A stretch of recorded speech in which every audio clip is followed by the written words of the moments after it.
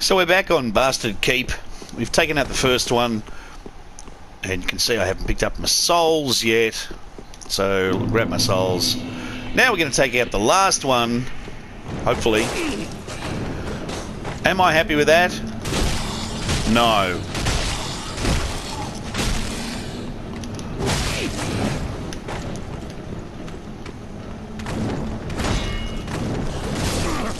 Now they're using a shotel, which, like, the whole thing about the shotel is that it goes through shields. So the fact that it went through my shield doesn't mean too much, apart from that it just sucks.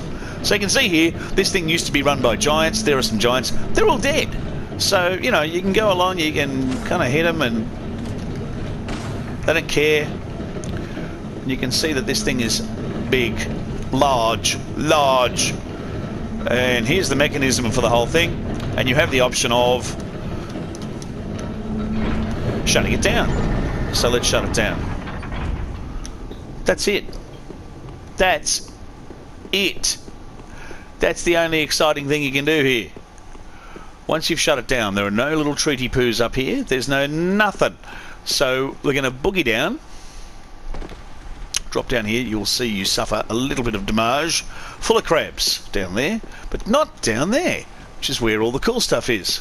So down we go. Dropping down. The only thing that can really happen here is that you get invaded. Now, as long as you're slightly careful with the crabs, you got nothing to worry about.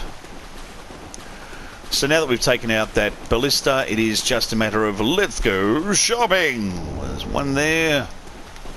You can see there's a little shiny all the way over there. We are going to go and get that shiny, just because we want to grab everything we can, and we might have use for it later on. Lots of large Titanite shards here. This is the point in the game where you're probably going to be able to upgrade your weapon for one of the first times to something substantial, like +6 or something, or +5.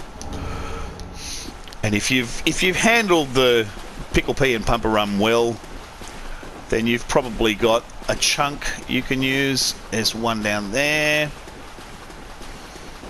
We'll go and we'll grab that. We didn't. I mean, you can of course just, you know, sneak around and grab this stuff. And as far as I can tell, just forget about the ballista. You know, avoid it. And if you do that, on the whole, it doesn't seem to be a problem. However, they must have put it in there for a reason. I think. I like to think that, you know, FromSoft are kind of like mechanics. That there must be a reason for this cord. It's in there, so it must be important. Now, if you see those two fires there, if you want, you can drop that. This rock is weak and loose. Stand on that, and you fall down to that bit that I mentioned. If you fall down to it, you know, we could fall down here. Round to the left, Crab City, and over there's our shiny. Come around behind. What I'm hoping is we're going to come back to the behind bit and bone our way out of here once we have grabbed the Chaos Gem. And we'll go back to the Shrine Bonfire. Chaos Gem lets you upgrade your weapon to fire, sort of regardless of what it is, and allows you to, you know, upgrade fire massively. If you're a pyro, so what do we need? We need 32. We can probably do 32 and get ourselves a little level.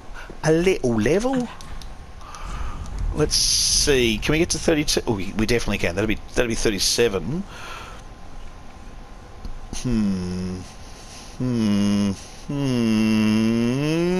No. Let's have a look. Yeah, all right. Ashen 1. Well, very now you'll see that, you know, as usual, if we upgrade, our strength, if we upgrade our dex, it goes to 279, but our strength, it takes it to 280. So let's upgrade our strength. We're now hitting slightly better with our sword, and having succeeded a little bit we will leave it there before we head into the next episode. We're going to head into the Irithyll Valley, the Irithyll Valley. So